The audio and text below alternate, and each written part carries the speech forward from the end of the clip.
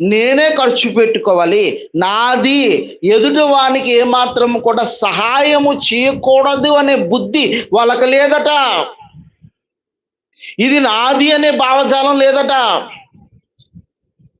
ఇది నాది అనేటువంటి మనస్తత్వం లేదట. అర్థమైందా? గతంలో మనం నేర్పించినటువంటి పాఠం అదే. ఒక ప్రొజెక్టర్ కొన్నాం. ఆ ప్రొజెక్టర్ దేనికోసం కొన్నాం? సువార్త నిమిత్తం కొన్నాం.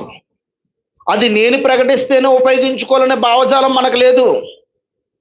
నేను ప్రకటిస్తేనే ఉపయోగించుకోవాలి, నా సువార్తకు ఉపయోగపడాలి, నేనే ఉపయోగపడాలి, నాకే ఉపయోగపడాలి అనే భావజాలం లేదు.